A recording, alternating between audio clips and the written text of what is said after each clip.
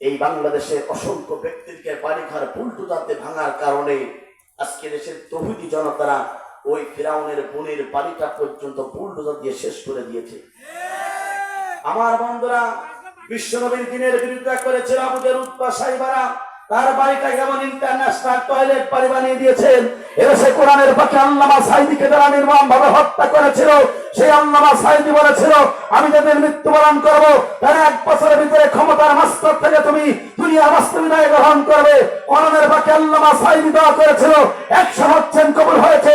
11 মান পিলপিনের মাথায় ওই জালেমরা লেজ কুড়াতে গোটাতে বাংলার জমিন থেকে পালাতে বাধ্য হয়েছে।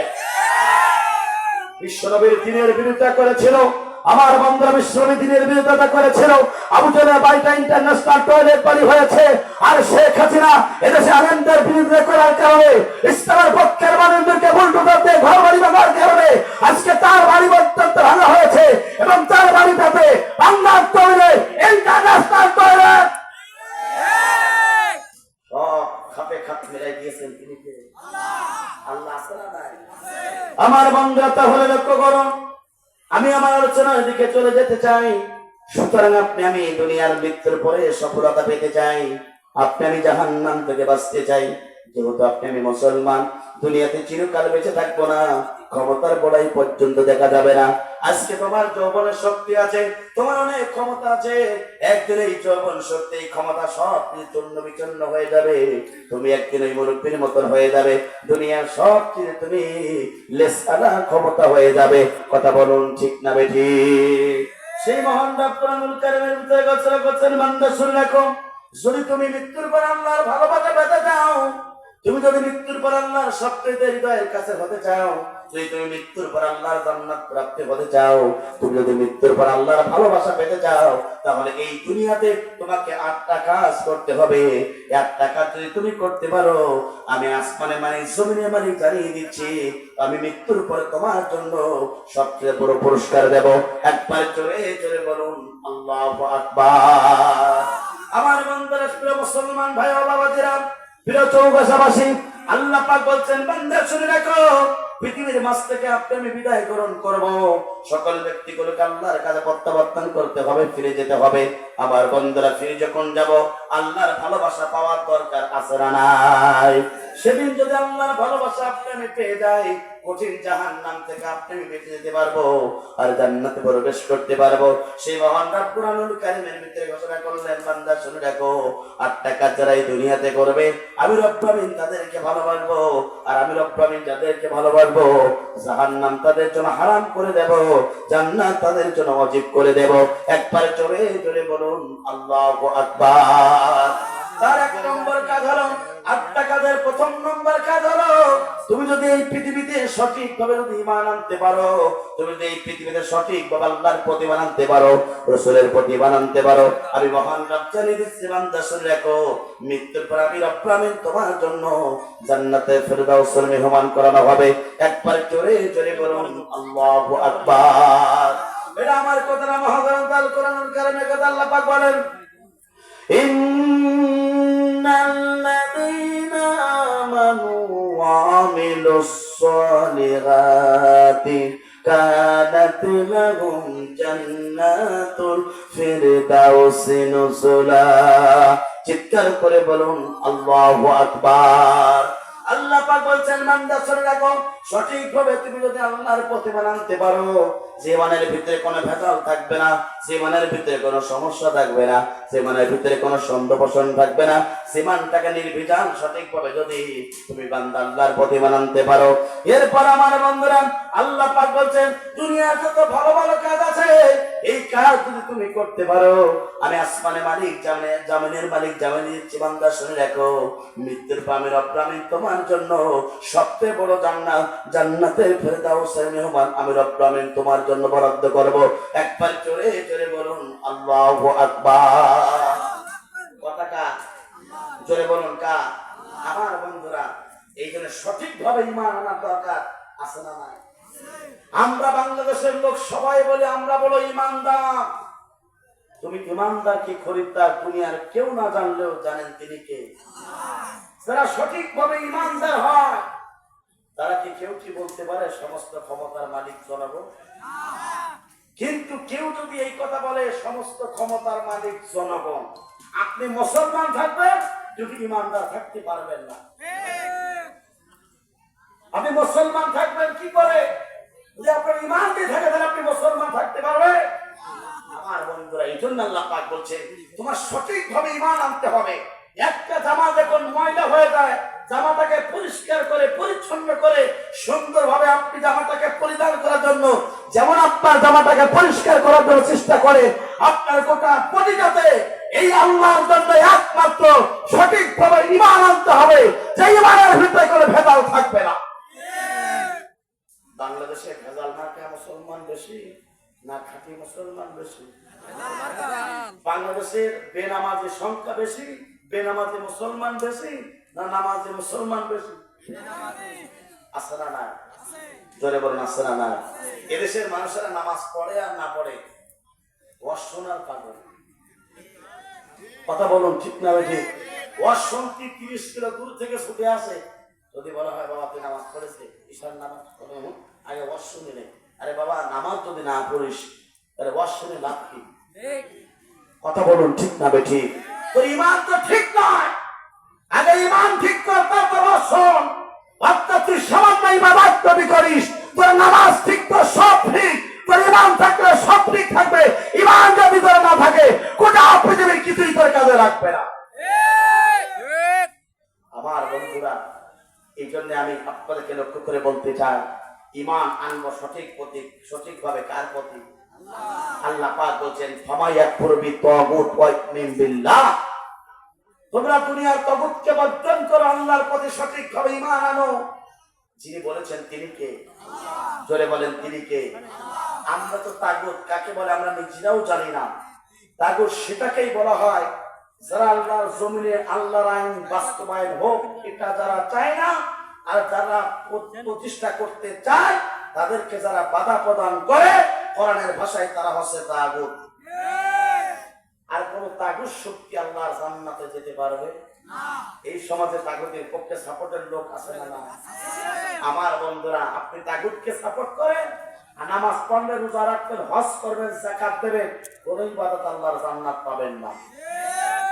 আমার বন্ধুরা, তাহলে লক্ষ্য করুন, কাম টু মাই পয়েন্ট, যদি আপনি সঠিকভাবে ইমানদার হতে পারেন তাহলে আপনার জীবনটা আল্লাহ তাআলার কাছে মূল্য আছে। আর যদি আপনার ইমান না থাকে আল্লাহ তাআলার কাছে জানা না কোনো মূল্য নেই। আমার বন্ধুরা লক্ষ্য করুন, এই জমিটা আপনি দেখছেন, এই জমিটার মালিক যিনি, তার কাছে যদি দলিল থাকে, এলাকার সমস্ত ব্যক্তির কাছে এই জমির মূল্য আছে। কথা বলুন ঠিক না বেঠিক? কিন্তু এই জমির যদি দলিল না থাকে, বলুন তো এই জমির কোনো মূল্য থাকবে? তাহলে আপনি আমি একজন মুসলমান, যদি আপনার তিনার পরিচয় যদি সঠিকভাবে ঈমান থাকে তাহলে আপনি আল্লাহর কাছে মূল্যায়ন পাবেন। আর আপনার জীবনে যদি ঈমান না থাকে, গোটা বিশ্ববাসীর সম্পদ যদি আপনার কাছে থাকে, আল্লাহ তাআলার কাছে যারা না কোনো মূল্য থাকবে না। কথা বলুন ঠিক না বেঠিক? দেহের ভিতরে যেমন হৃৎপিণ্ড থাকলে দেহের যেমন আপনার কাছে মূল্য আছে, ঠিক একজন ব্যক্তির, মুসলমানের ব্যক্তির কাছে ঈমান থাকলে আল্লাহ তাআলার কাছে তার মূল্য আছে। আমার বন্ধুরা, তাহলে লক্ষ্য করুন, ঈমানটা কোটি কোটি টাকার সম্পদের চেয়ে আপনার কাছে আল্লাহ তাআলার কাছে সবচেয়ে বেশি।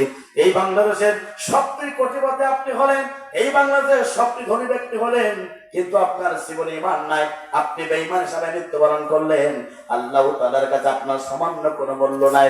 কিন্তু আমার বন্ধুরা, আপনি এলাকার একজন ভ্যান চালক, কিন্তু আপনার জীবনে ঈমান না, মৃত্যুবরণ করতে পারলেন, এলাকার সবচেয়ে ধনী ব্যক্তির চেয়ে আল্লাহ তাআলার কাছে এই ভ্যানের মর্যাদা সবচেয়ে বেশি। কথা বলুন ঠিক না বেঠিক? কারণটা হলো তার ঈমান আছে। আমার বন্ধুরা, এবার আল্লাহ পাক বলছেন, বান্দা শুনে রাখো, পশ্চিম দিক ফেরাতে আর পূর্ব দিক ফেরাতে কোনো কল্যাণ নেই, কোনো সওয়াব নেই, কোনো নেকি নেই, যদি লোকটার না থাকে ঈমান। আমার বন্ধুরা, এই জন্য সঠিকভাবে ঈমান আনবে যারা, দুনিয়াতে ভালো কাজ করবে যারা, আল্লাহর মৃত্যুর পরে জান্নাত পেয়ে যাবে তারা। একবার চলে চলে বলুন আল্লাহু আকবার। সেই মহান রাত কোরআনুল কারীমের ভিতরে আল্লাহ বলছেন, বান্দা শুনে রাখো, ওই ইমানদাররা যখন আল্লাহর প্রতি মানে কোরআনের তাফসীর মাহফিলে বসে যায়, কোরআন শোনার জন্য বসে যায়, তাদের জীবনের সবচেয়ে দুইটা বড় উপকার হয়। একবার চলে চলে বলুন আল্লাহু আকবার। এটা আমার কথা না, মহাগ্রন্থ আল কোরআনুল কারীমের কথা। আল্লাহ পাক বলেন, ইন্না المؤمنون الذين إذا ذكر الله وجلت قلوبهم وإذا تليت عليهم آياته زادتهم إيمانا وعلى ربهم يتوكلون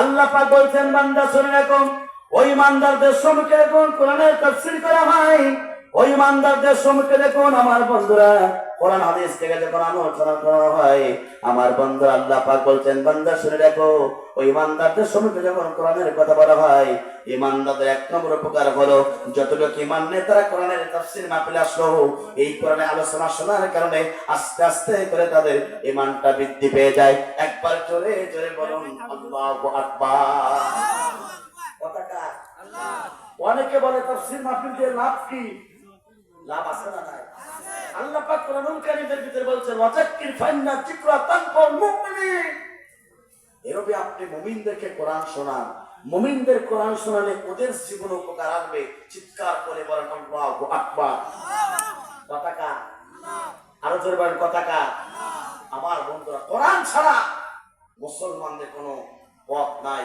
কোরআনের পথ আসল পথ কোরআনের পথ মুক্তির পথ কোরআন যারা দুনিয়াতে মানবে আল্লাহ পাক তাদেরকে দুনিয়া এবং আখিরাতে সম্মানিত করবে চিৎকার করে বলেন আল্লাহু আকবার বাস্তব জীবনে সমাজে দেখেন হাফেজরা কোরআন তেলাওয়াত করে হাফেজরা কোরআনের পক্ষে থাকে হকের পক্ষে থাকে হাফেজদেরকে এলাকার লোক সবাই ভালোবাসে কারণ তার কাছে আছে কি জোরে বলেন আছে কি কোরআন আমার বন্ধুরা এই জন্য আপনিও কোরআন আল্লাহ হয়ে যান আপনাকেও দুনিয়াতে দামি বানিয়ে দেবেন তিনি কে আপনাকেও সম্মানিত করবেন তিনি কে আমার বন্ধুরা আপনাকেও সম্মান বাড়িয়ে দেবে চিৎকার করে বলেন আল্লাহু আকবার দ্বিতীয় নম্বর হলো ওই ইমানদাররা দুনিয়ার কোন জালিমের কাছে মাথা নত করে না ওই ইমানদাররা দুনিয়ার কোন বাতিল শক্তির কাছে মাথা নত করে না আমার বন্ধুরা ইমানদাররা কেবলমাত্র শুধুমাত্র একমাত্র তারা আল্লাহর প্রতি ভরসা করে একবার জোরে জোরে বলুন আল্লাহু আকবার তার বাস্তব প্রমাণ হলো আমার বন্ধুরা